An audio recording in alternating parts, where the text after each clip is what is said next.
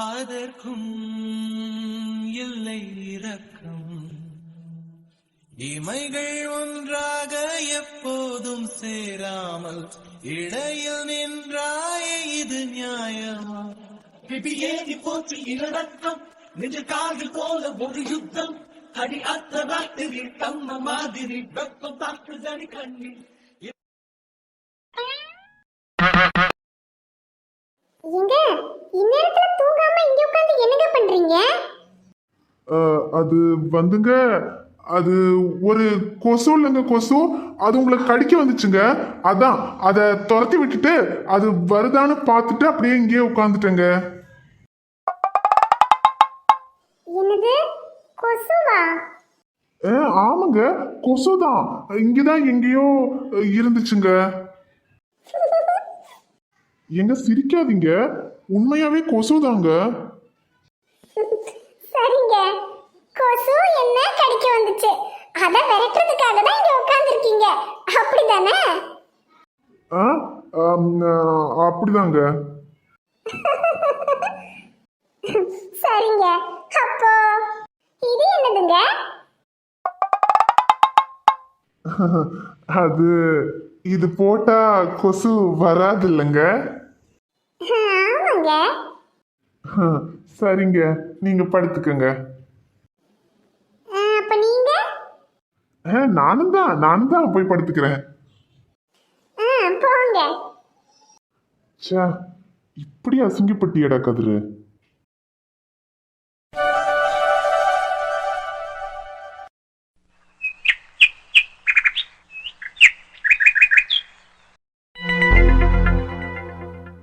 இலே, அந்த கதிர்வேல நம்ம வழிக்கு வர்ற மாதிரியே தெரியலையேடா. என்னன்னு சொல்றீங்க? ஆமாண்டா, அவன் பணத்துக்கெல்லாம் மசீர மாதிரி தெரியல. எவ்வளவு பணம் கொடுத்தாலும் அவன் அந்த இடத்த எழுதி கொடுப்பான்னு தோணல. ஊன்னு ஒரு வார்த்தை சொல்லுங்கனே, அவன் கைய காலை உடைச்சு கையெழுத்து போட வச்சிடுறேன். யாரு நீ? அவன் கைய காலை உடைக்கிறியா? அவன் ஒரு தட்டு தட்டினாலே நீ செத்து போயிருவ. அடிதடிக்கெல்லாம் பயப்படுறவன் கிடையாது. அடிச்செல்லாம் அவனை அடக்க முடியாதுடா. அவனை வேற விதமா தான் வழிக்கு கொண்டு வரணும்.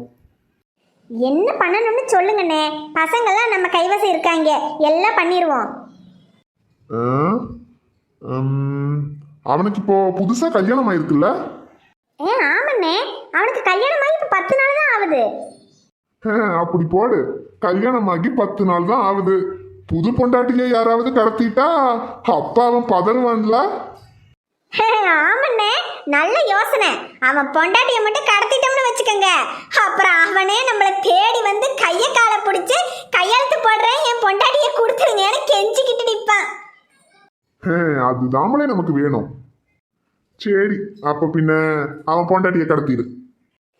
சரிங்கண்ணே, நாளைக்கே அவன் பொண்டாட்டியை தூக்கிடலாம். அப்புறம் பொருளை தூக்குற மாதிரி பொண்ணை தூக்குறது அவ்வளவு ஈஸி இல்ல. அதுலயும் அந்த கதிர்வேலு பையன் விவகாரம் பிடிச்சவன். அவன் கண்ணுல மட்டும் பட்டு தொலைஞ்சிங்க, அதோட உங்களுக்கு சமாதி கட்டிடுவான். அதனால பார்த்து பக்குவமா செய்யணும் இந்த விஷயத்த. அண்ணே, அதெல்லாம் ஒண்ணு நீங்க கவலைப்படாதீங்கண்ணே. நல்லா தொழில் தெரிஞ்ச பயலுக நிறைய பேர் நமக்கு தெரிஞ்சவங்க இருக்காங்க, அவங்கள வச்சுதான் பண்ணுவேன். அதெல்லாம் ஒரு அச்சு பேசுறாம முடிச்சு கொடுத்துருவாங்க. சரி, அப்படின்னா அந்த பொண்ணை தூக்கிட்டு அதுக்கப்புறம் தகவல் சொல்லு. அப்புறம் நான் போய் கதிர்வேலை நான் பாக்குறேன். சரிங்கண்ணே. ஹலோம்மா, சொல்லுங்கம்மா. கதிரு, நான் இங்கே கோயிலில் தரிசனம் எல்லாம் முடிஞ்சு ஊருக்கு வரலான்னு புறப்பட்டேன்ப்பா. இங்கே பஸ் ஸ்டாண்டுக்கு வந்து பார்த்தா இன்னைக்கு ஏதோ பஸ் எல்லாம் ஸ்ட்ரைக் ஆமாப்பா, வண்டியெல்லாம் எதுவும் ஓடாதுன்னு சொல்கிறாங்க. இனி நாளைக்கு ஓடுமா என்னன்னு தெரியலன்னு சொல்கிறாங்க. என்ன செய்யறதுன்னு ஒன்றும் புரியலப்பா. ஆமாம்மா, பஸ் எல்லாம் ஸ்ட்ரைக்கு தான். அது எப்போ சரியாகும்னு ஒன்றும் தெரியல. சரி இருங்கம்மா, நானே வந்து உங்களை கூட்டிட்டு வரேன். சரிப்பா கதிரு. அப்புறமா நான் இங்கிருந்து பழனி வர்றதுக்கு 2 மணி நேரம் ஆகும். அதனால நீங்க அது வரைக்கும் பஸ் ஸ்டாண்ட்ல இருக்க வேண்டாம், போய் கோயிலே இருங்க. நாங்க வந்துட்டு உங்களுக்கு ஃபோன் பண்றேன். சரிப்பா கதிரு, அப்ப நான் கோயிலுக்கே போய் இருக்கேன். எங்க அத்தை அங்க ஃபோன் பண்ணாங்க, அவங்க ஊர்ல இருந்து கிளம்பிட்டாங்களா? ஆமாங்க, அம்மா ஊர்ல இருந்து கிளம்பிட்டாங்க. ஆனா பஸ் எல்லாம் ஸ்ட்ரைக்கு, அதனால எப்படி வரணும்னு கேட்டு ஃபோன் பண்ணியிருந்தாங்க. நான் தாங்க போய் அவங்களை கூட்டிட்டு வரணும். அப்படியாங்க, சரிங்க, போயிட்டு வாங்க. எங்க பழனி போயிட்டு வர்றதுக்கு எப்படியும் சாயந்தரம் ஆயிடும்னு நினைக்கிறேன். அது வரைக்கும் நீங்க தனியா இருந்துருவீங்கல்ல? ஏங்க நான் என்ன சின்ன குழந்தையாங்க, அதெல்லாம் நான் இருந்துருவேன், நீங்க போயிட்டு வாங்க. அது இல்லைங்க, என்னமோ தெரிலங்க, உங்களை தனியா விட்டுட்டு போறதுக்கு என்னமோ மாதிரி இருக்குங்க. அப்ப நான் உங்க கூட வரட்டா? நீங்க என் கூட பைக்ல வருவீங்களாங்க? ஐயோ நான் சும்மா விளையாட்டுக்கு சொன்னேங்க. அதானே பார்த்தேன், என் கூட பைக்ல வந்துட்டாலும்.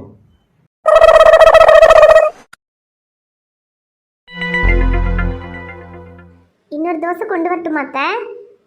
ஐயோ இல்லை வேணாம் அஞ்சலி, சாதா தோசைனா கூட ஒன்று கூட சாப்பிட்டுக்கலாம். இது மசால் தோசை பற்றியா, ரெண்டெண்ணம் திங்கிறதுக்குள்ளேயே வயிறு திம்முன்னு ஆயிடுது. எனக்கு போதும்மா.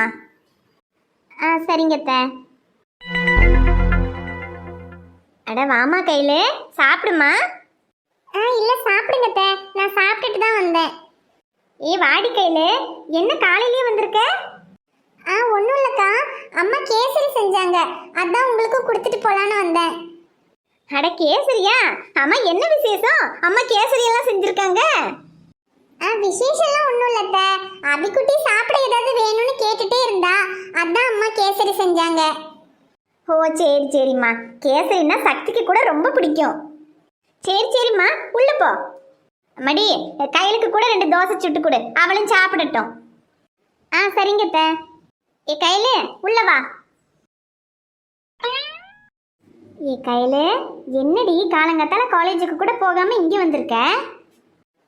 அஞ்சலிக்கா, நீ இந்த உலகத்துல தான் இருக்கியா? இன்னைக்கு சண்டே, காலேஜ் எல்லாம் லீவு.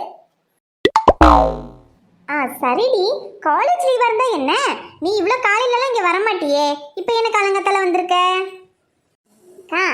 அதான் சொன்னனே, அம்மா கேசரி செஞ்சாங்க, அதான் கொடுத்துட்டு போலான்னு வந்தேன்.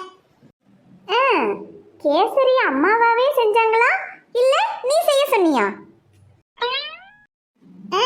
நான் இதுக்கு செய்ய சொல்லணும், எனக்கு கேசரினாலே பிடிக்காது. சரி உனக்கு வேற என்ன பிடிக்கும்னு எனக்கு தெரியும், என்கிட்டயே நடிக்காத. சக்திக்கு கேசரி பிடிக்கணும் தானே கேசரி கொண்டு வந்திருக்க? அதான் தெரியுதுல்ல, அப்புறம் என்ன? சரி சீனியர் எங்க? அது என்னடி சீனியரு? கல்யாணம் பண்ணிக்க போறவரை ஒன்று மாமான்னு கூப்பிடு, இல்லை அவருன்னு சொல்லு, அதை விட்டுட்டு சீனியரு. ஐயோ அஞ்சலிக்கா, எனக்கு அப்படியே சொல்லி பழகிருச்சு, அதை விடு, நீ அவர் எங்கன்னு சொல்லு. எங்க சக்தி இவ்வளோ நேரத்துலலாம் தூங்கி எந்திரிச்சதா சரித்திரமே இல்லை. காலேஜுக்கு போகிற டைம்லயே 9 மணி காலேஜுக்கு அவன் 8:45 தாண்டி தூங்கியே எந்திரிப்பான். இதில் வேற இப்போ காலேஜும் இல்லை, அவன்லாம் எந்திரிக்கிறதுக்கு ரொம்ப நேரம் ஆகும். ஓஹோ அப்படியா? இப்ப எப்படி அவரை எந்திரிக்க வைக்கிறேன்னு பாரு. கையில வேணும்டி.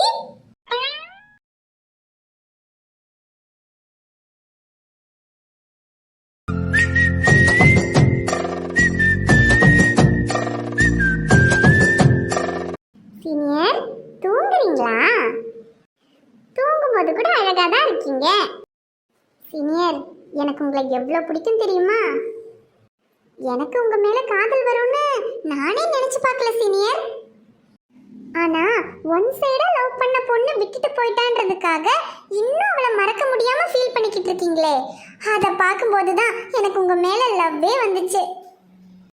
ஒன் சைடா விரும்பின பொண்ணையே இந்த அளவுக்கு லவ் பண்றீங்கன்னா, அப்போ உங்களை கல்யாணம் பண்ணி உங்க கூடயே இருக்க போற பொண்டாட்டிய எந்த அளவுக்கு லவ் பண்ணுவீங்க? அந்த லவ் என்னைக்குமே எனக்கு மட்டும்தான் கிடைக்கணும், வேற யாருக்கும் நான் விட்டு கொடுக்க மாட்டேன். நீ இங்க என்ன பண்ற? அது வந்து அம்மா கேசரி செஞ்சாங்க, அதான் உங்களுக்கு கொடுத்துட்டு போலான்னு வந்தேன். என்னது கேசரி கொடுக்க வந்தியா? கேசரி கொடுக்க வந்தா கீழே அம்மா கிட்ட போய் கொடு, இல்ல அண்ணிங்க கிட்ட கொடு, அது எதுக்கு இங்க கொண்டு வந்திருக்க? இல்ல சீனியர், உங்களுக்கு தான் கேசரினா ரொம்ப பிடிக்கும்னு அத்தை சொன்னாங்க, அதான் உங்களுக்கு கொடுக்கலான்னு வந்தேன். இந்த நிமிஷத்துல இருந்து எனக்கு கேசரி பிடிக்காது, போதுமா? எடுத்துட்டு போ. ஐயோ சீனியர், எங்க அம்மா செஞ்ச கேசரி சூப்பரா இருக்கும், கொஞ்சம் சாப்பிட்டு பாருங்க சீனியர். இப்ப போறியா இல்லையா? மாட்டேன்னா என்ன பண்ணுவீங்க?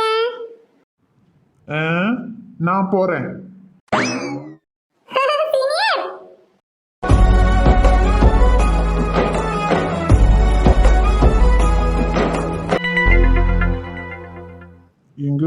நான் போய் அம்மாவை கூட்டிட்டு வந்துடுறேன். நீங்க பார்த்து இருங்க. சரிங்க, போயிட்டு வாங்க. எங்க நான் வர்றதுக்கு சாயந்தரம் ஆகும். நீங்க கதவை சாத்திட்டு உள்ளேயே இருங்க. ஏங்க, இதோட 100 தடவை சொல்லிட்டீங்க. நான் பார்த்து இருந்துக்கிறேன். நீங்க முதல்ல போய் அத்தையை கூட்டிட்டு வாங்க. ச்சே, என்னாச்சு எனக்கு? அமுதாவை தனியா விட்டுட்டு போறதுக்கே மனசெல்லாம் என்னமோ மாதிரி இருக்கு. எப்பவும் இந்த மாதிரி தோணுனதே இல்லையே. ஏங்க, என்னாச்சுங்க?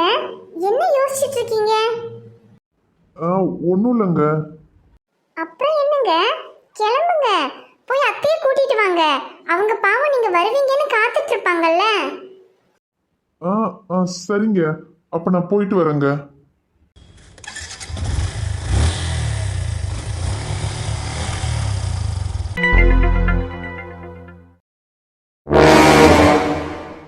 டேய், அந்த கதிர் வெளியே போயிட்டான்.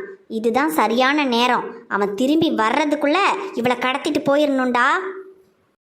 சரி பாஸ், அதான் கடத்துறதுக்கு தோதா வெளியவே நிக்கிறாளே. நம்ம கொண்டு வந்திருக்கிற மயக்க மருந்த மூக்குல வச்சு அப்படியே அலேக்கா தூக்கிட்டு போயிடுவோம். சரி சரி, சத்தம் போடாத. அவ உள்ள போயிட்டா கடத்துறது கஷ்டம். வெளியே நிற்கும் போதே மயக்க மருந்தை வச்சு தூக்கிடலாம், வா.